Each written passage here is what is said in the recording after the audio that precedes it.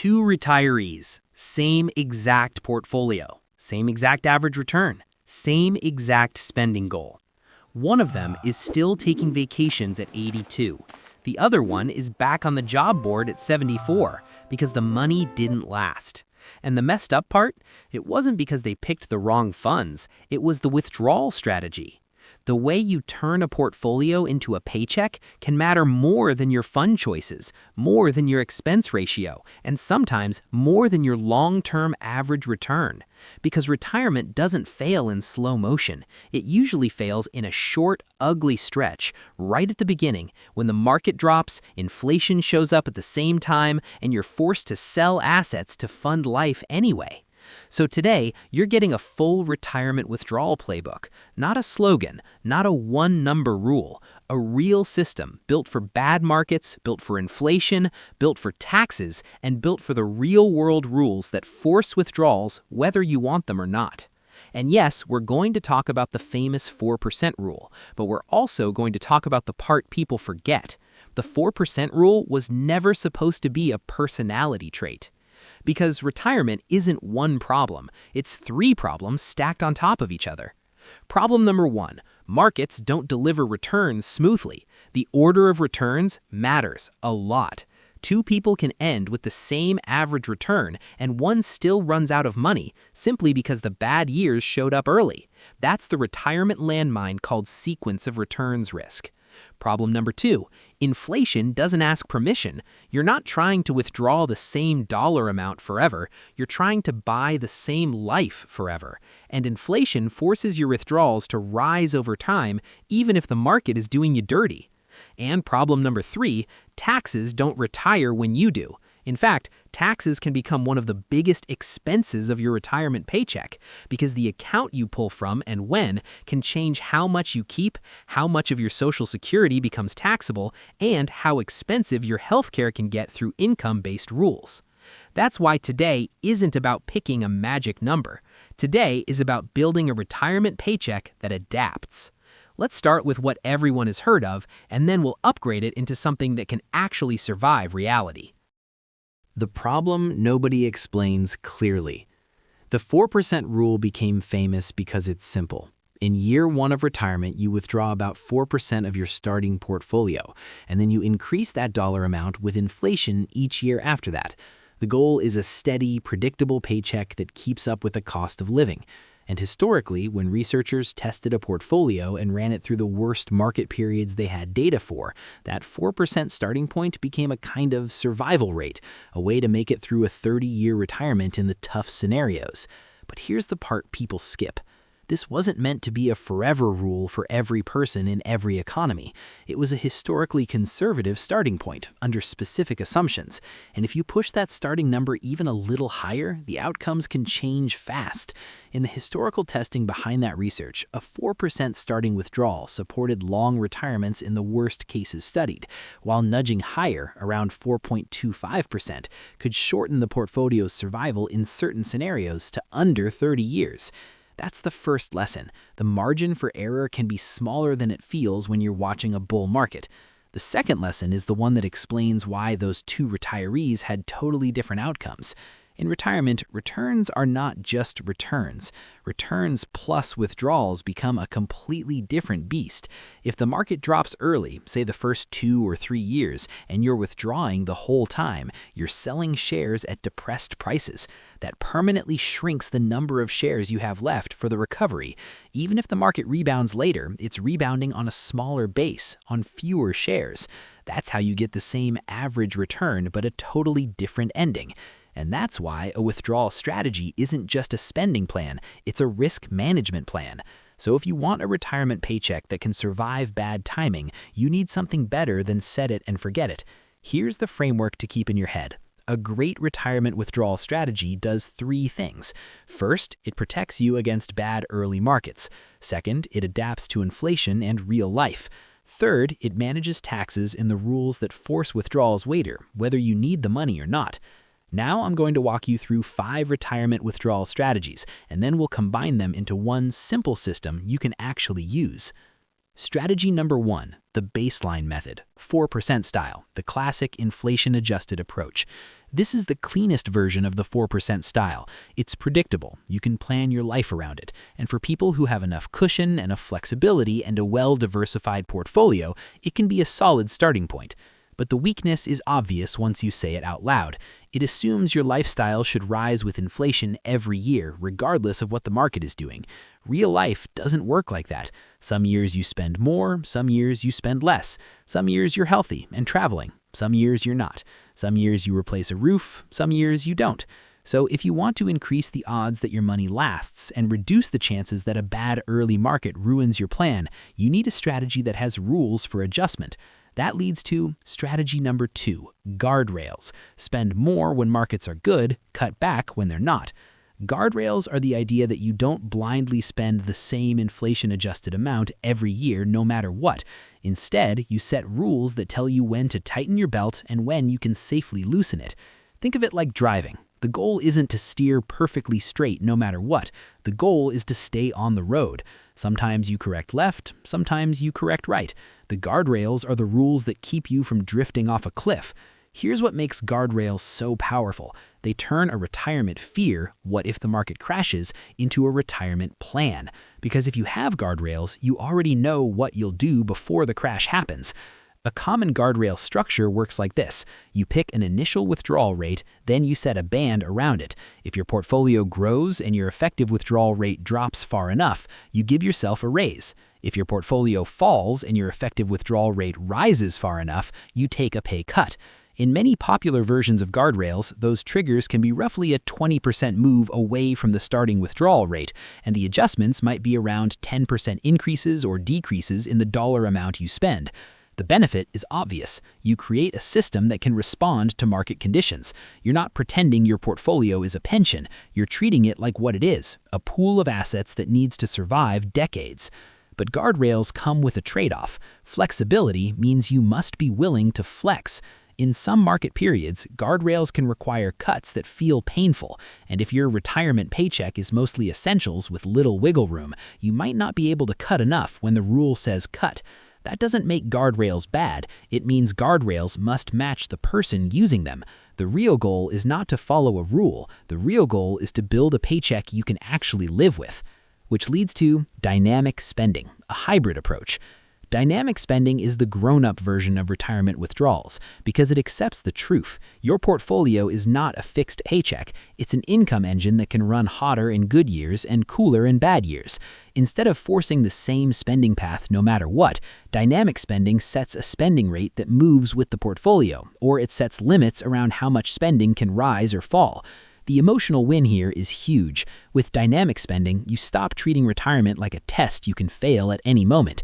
You treat it like a lifestyle you adjust intelligently. You're not hoping the market cooperates, you're planning for the market to be unpredictable. The easiest way to make dynamic spending feel stable is to separate your spending into 2 categories, your base life and your flex life. Your base life is the money that keeps the lights on and your life functioning. Your flex life is the money that turns retirement into something you enjoy. Travel, upgrades, gifts, hobbies, the fun stuff. When markets are great, you expand flex spending. When markets are ugly, you shrink flex spending first, so your base life stays protected. If you do that well, dynamic spending stops feeling like cutting back. It starts feeling like driving with traction. Now we move to strategy number 4, and this one is the secret weapon most people underestimate, building an income floor. Strategy number 4, the income floor strategy, Social Security timing as a withdrawal tool.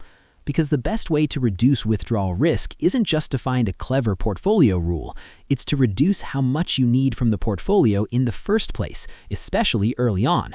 And the biggest lever most people have is Social Security timing. For many retirees, delaying Social Security beyond full retirement age increases the benefit. For people born in 1943 or later, delaying can increase monthly benefits by about 8% per year, up to age 70. That's not a stock market return. That's a rule-based increase in a lifetime benefit. And here's why that matters for withdrawal strategy. Social Security is inflation-adjusted income. It's income that doesn't crash when the market crashes.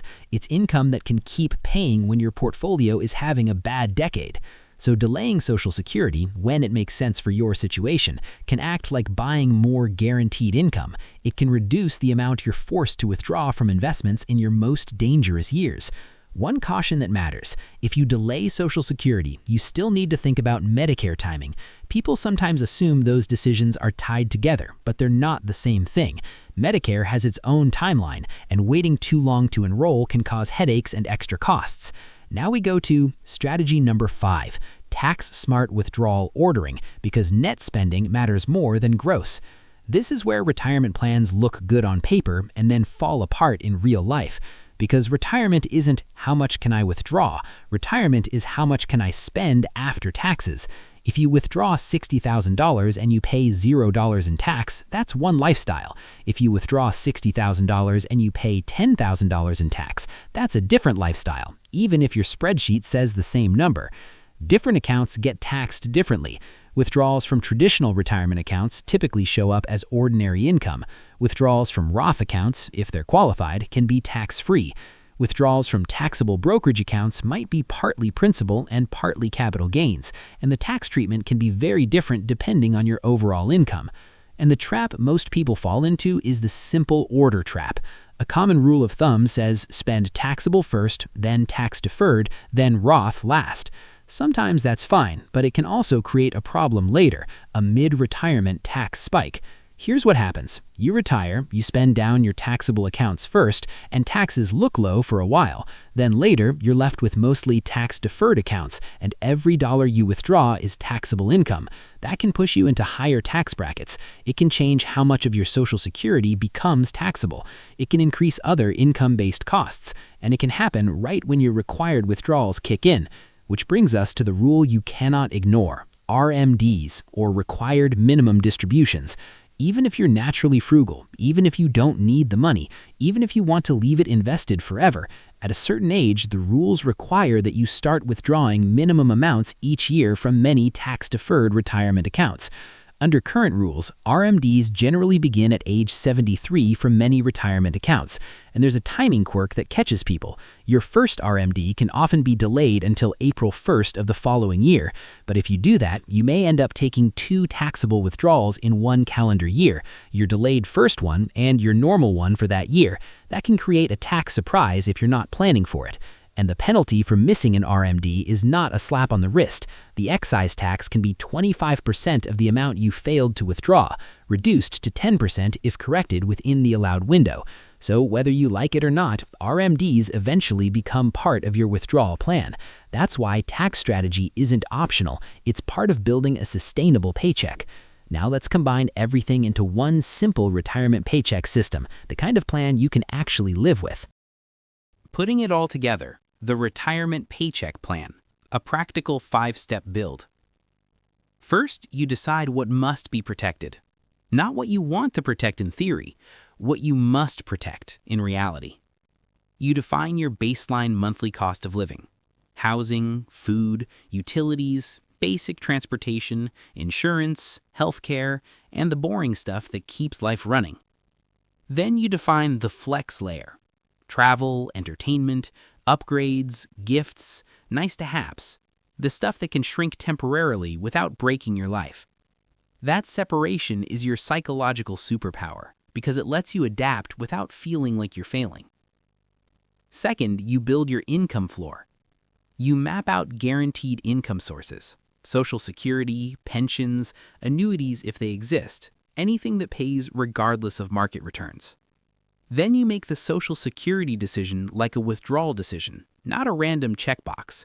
You ask a simple question: if delaying increases my benefit meaningfully, does that reduce the stress on my portfolio in the years when sequence of returns risk can destroy plans? Because the less you need from your portfolio early on, the more resilient your plan becomes. Third, you choose your withdrawal engine. If you value simplicity and you have enough cushion, a conservative, inflation-adjusted baseline can work as a foundation. If you want to spend more confidently early on and you're willing to adjust, you add guardrails, rules for raises and cuts that keep you on the road. If you want the most realism, you adopt dynamic spending, where your lifestyle flexes with the portfolio and your essentials stay protected. Fourth, you pre-plan your response to the scary part, the first 5 years. This is where most retirement anxiety lives, and for good reason. The early years are when a bad market sequence can do the most damage. So you decide now, while calm, what happens if the market drops 20% and stays messy. You decide what spending gets cut first. You decide how much flex spending you can toss. You decide whether you'll temporarily reduce inflation increases or whether you'll hold spending flat for a year. The exact move matters less than the existence of a move, because a plan you've already decided on beats a panic decision every time. And fifth, you engineer taxes and RMDs into the plan before they engineer you. You stop thinking like, what's the best account to pull from this year? You start thinking like, how do I spread taxable income intelligently across decades? For some people, that means taking a more blended approach, pulling proportionally from different account types to avoid big spikes later. For others, it means intentionally taking some taxable income earlier, during lower income years, so future RMDs don't hit like a truck. And for many people, it means doing at least some planning in the years between retirement and the start of RMDs, because those are often the years where you have the most control over your tax picture. When you do all of this together, retirement withdrawals stop being a guessing game. Your portfolio becomes a paycheck system, a system with an income floor, a system with flexibility, a system with rules for bad markets, a system that anticipates inflation, and a system that respects taxes and forced withdrawals. What people get wrong. Now let's close with the 3 biggest mistakes that quietly ruin otherwise solid retirements. Mistake number 1 is treating the 4% rule like a promise instead of a historical guideline. The market doesn't sign contracts with retirees. Your plan needs flexibility, not blind faith. Mistake number 2 is ignoring sequence of returns risk. Most people prepare for average returns and forget that the early years can decide everything. The market doesn't care that your average return is fine if you're forced to sell at the worst time. And mistake number 3 is optimizing for pre-tax spending. If you're not building a plan around after-tax income and planning for required distributions, you can end up with a retirement that looks wealthy on paper and feels tight in real life. Here's the bottom line. Retirement isn't about hitting a number and hoping. It's about turning your money into a paycheck that can survive bad timing. When you set it up right, the goal isn't just don't run out. The goal is to spend confidently, adjust intelligently, and stop letting fear, or one famous rule, run your retirement. Because your retirement portfolio isn't a pile of money. It's a machine, and the withdrawal strategy is the settings panel. If you get the settings right, you don't just retire. You stay retired. If you enjoyed watching this video, hit the like and subscribe button so you don't miss future uploads. Thanks for watching.